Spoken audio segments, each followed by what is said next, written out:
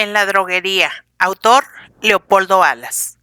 El pobre Bernardo, carpintero de aldea, a fuerza de trabajo, esmero, noble ambición, había ido afinando la labor, y don Benito el droguero, ricacho de la capital, a quien Bernardo conocía por haber trabajado para él en una casa de campo, le ofreció nada menos que emplearle, con algo más de jornal, poco, en la ciudad, bajo la dirección de un maestro en las delicadezas de la estantería y artesonado de la droguería nueva que don Benito iba a abrir en la Plaza Mayor, con asombro de todo el pueblo y ganancia segura para él, que estaba convencido de que iría siempre viento en popa. Bernardo en la aldea, aún con tanto afán, ganaba apenas lo indispensable para que no se muriesen de hambre los 5 hijos que le había dejado su Petra, y aquella queridísima y muy anciana madre suya, siempre enferma, que necesitaba tantas cosas y que le consumía la mitad del jornal misérrimo. Su madre era una carga, pero él la adoraba. Sin ella la negrura de su viudez le parecería mucho más lóbrega, tristísima. Bernardo, con el cebo del aumento de jornal, no vaciló en dejar el campo y tomar casa en un barrio de obreros de la ciudad, malsano, miserable. Por lo demás, decía, de los aires puros de la aldea me río yo. Mis hijos están siempre enfermuchos, pálidos, viven entre estiércol, comen de mala manera y el aire no engorda a nadie. Mi madre, metida siempre en su cueva, lo mismo se ahogará en un rincón de una casucha de la ciudad que en su rincón de la choza en que vivimos. Tenía razón y se fue a la ciudad. Pero en la aldea no conocía una terrible necesidad que en el pueblo echaron de ver él y su madre. Por imitación, por el mal ejemplo, el médico y sus recetas. Los demás obreros del barrio tenían, por módico estipendio, asistencia facultativa y ciertas medicinas gracias a una sociedad de socorros mutuos. En el campo, cada año o antes, si había peligro de muerte, veían al médico del consejo que recetaba chocolate. Ramona, la madre, con aquel refinamiento de la asistencia médica, empezó a acariciar una esperanza loca, de puro lujo, la de sanar o mejorar algo a lo menos, gracias a dar el pulso a palpar y enseñarle la lengua al doctor, y gracias, sobre todo, a los jarabes de la botica. Bernardo llegó a participar de la ilusión y de la pasión de su madre. Soñó con curar la fuerza de médicos y cosas de la botica. El doctor, chapado a la antigua, era muy amigo de firmar recetas. No era de estos que curan con higiene y buenos consejos. Creía en la farmacopea y era además aristócrata en materia médica, es decir, que las medicinas caras para ricos le parecían superiores, infalibles. Metía en casa de los pobres el infierno de la ambición, el anhelo de aplacar el dolor con los remedios que a los ricos les costaban un dineral. El tal Galeno, después de recetar, limitándose los cortos alcances que la sociedad le permitía, respiraba recio, con cierta lástima desdeñosa, y daba a entender bien claramente que aquello podía ser la carabina de Ambrosio, que la verdadera salud estaba en tal y cual tratamiento, que costaba un dineral, pues entraban en él viajes, cambios de aire, baños, duchas, aparatos para respirar, para sentarse, para todo. Brebajes reconstituyentes muy caros y de eso muy prolongado. En fin, el paraíso inasequible del enfermo sin posibles. Bernardo tenía el alma oscurecida, atenaceada por una sorda cólera contra los ricos, que se curaban a fuerza de dinero entre los suspiros, las quejas y sugestiones de su madre. Y aquella, constante tentación de las palabras del médico que le enseñaba el cielo de la salud de su madre. Allá, en el abismo inabordable, le habían cambiado el humor y las ideas. Ya no era un trabajador resignado, sino un esclavo del jornal que oía pálido y rencoroso las predicaciones del socialismo que en derredor suyo vagaban como rumor de avispas en conjura. No envidiaba los palacios, los coches, las galas. Envidiaba los baños, los aparatos, las medicinas caras. Ahí estaba la injusticia, en que unos por ricos se curaran y los pobres, por pobres, no. Para echar más leña al fuego, vino la amistad con el droguero don Benito. Terminada la obra de los lujosos anaqueles, abierta solemnemente al público, la nueva tienda, conforme a los últimos adelantos, de manera que, según frase que corrió mucho, nada tenía que envidiar al mejor establecimiento de París en su clase. Bernardo tomó la costumbre de pasar algún rato después del trabajo en la droguería, conversando con los dependientes de don Benito y con el mismo don Benito. Bernardo se creía un poco partícipe de la gloria de aquel gran palacio de la salud, puesto que había trabajado en toda la obra de ebanistería. Además, le atraían los cacharros, aquella luciente porcelana con letreros de oro, que encerraba, como en unas urnas sagradas, el misterio de la salud a precios fabulosos, imposibles para un jornalero. Ante los escaparates, Bernardo se extasiaba.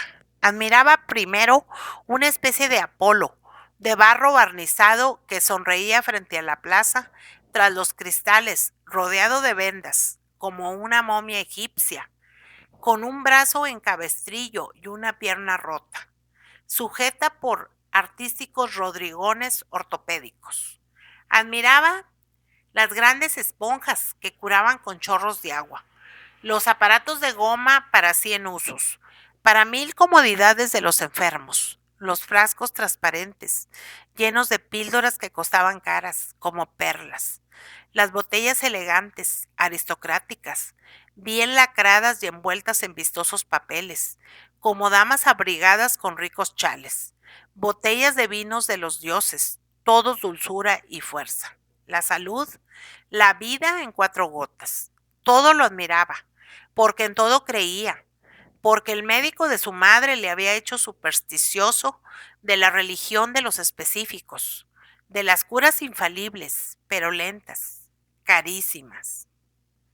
Y don Benito y su gente, por la cuenta que les tenía y por amor al arte, y por ver al pobre carpintero pasmado ante tanto prodigio, remachaban el clavo, describiéndole las curas maravillosas de estas y las otras drogas, del vino tal, de los granos cual y del extracto X. Pero lo de siempre, todo era muy caro, todo exigía perseverancia, uso continuo durante mucho tiempo. Es decir, todo exigía que Bernardo, para curar a su madre, con aquellos portentos, gastase en un mes lo que ganaba en un año.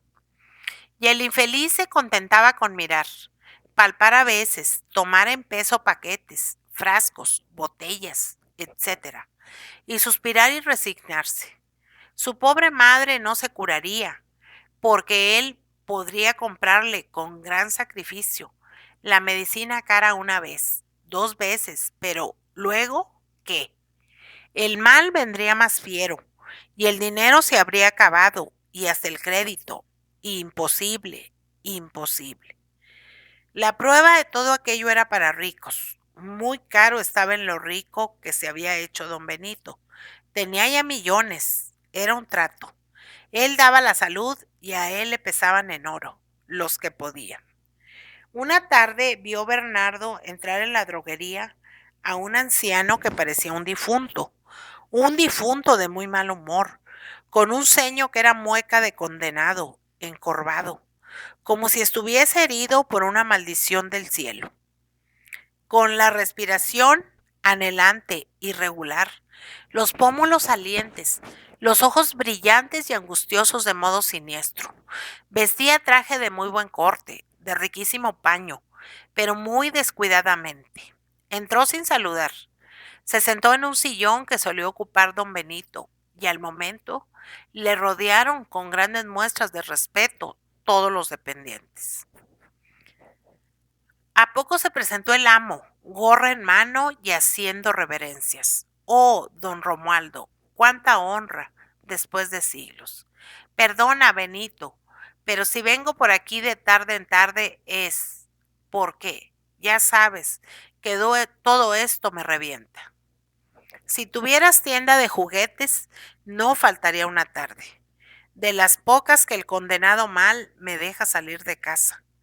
Pero estas porquerías, y señalaba a los cacharros de los anaqueles, me repugnan.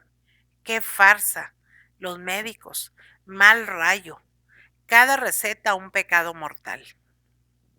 Don Benito y los suyos sonrieron. No osaron contradecir al don Romualdo, que parecía un muerto muy bien vestido. Por la conversación que siguió, fue Bernardo enterándose de cosas que le vino muy bien saber. Don Romualdo era el primer ricachón del pueblo, protector hilo tempore de don Benito. Enfermo crónico, desesperado, sin resignación, furioso, con un achaque por cada millón, inútil para curar sus males. Muchos años hacía también aquel millonario había creído, como el jornalero Bernardo, en el misterioso prestigio de la medicina infalible, en el don de salud de la receta cara, con vanidad, con orgullo, casi contento con tener que poner a prueba el poder mágico del dinero, creyendo que hasta alcanzaba a dar vida, energía, buenas carnes y buen humor. El fúcar aquel había derrochado miles y miles en toda clase de locuras y lujos terapéuticos. Conocía mejor y por cara experiencia las termas célebres de uno y otro país que el famoso Montaigne, tan perito en aguas saludables. No había aparato costoso, útil para sus males, que él no hubiera ensayado. En elixires, extractos y vinos nutritivos había empleado caudales, y al cabo viejo, desengañado, hasta con remordimientos por haber creído y predicado tanto aquella religión de la salud a la fuerza y a costa de oro, confesaba con rabia de condenado la impotencia de la riqueza, la inutilidad de las invenciones humanas para impedir las enfermedades necesarias y la muerte. De tarde en tarde, y como por el placer de ir a insultar a las engañosas drogas, en su casa, cara a cara, se presentaba don Romualdo en la lujosa tienda de don Benito, donde tanto gasto había hecho, donde ya no gastaba ni un real. Su tema era repetir a su antiguo protegido. ¿Por qué no te deshaces de toda esta farsa, de toda esta porquería y pones almacén de juguetes?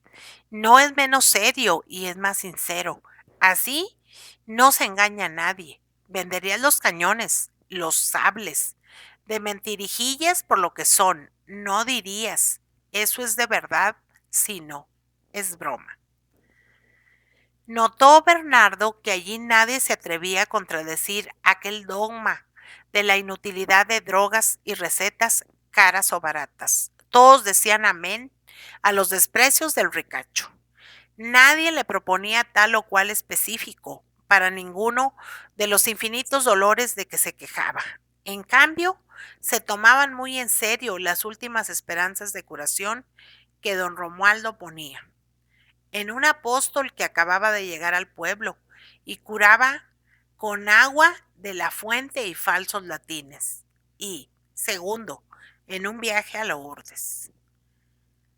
Cuando se marchó don Romualdo de la droguería, lanzando furiosas miradas de ira y de desprecio a estantes y escaparates, Bernardo, que no había dicho palabra, se levantó, dio las buenas tardes y salió a la calle. Respiró con fuerza. Se fue a dar un paseo hacia las afueras, al campo. Ya oscurecía. Las estrellas le dijeron algo de igualdad en lo inmenso, de igualdad en la pequeñez de la miseria humana. Su madre no sanaba, porque hay que morir, no por pobre. Don Romualdo no sanaba tampoco. El dinero, las medicinas caras, ilusiones. Todos iguales, pensaba. Todos nada. Y entre triste y satisfecho, sentía un consuelo.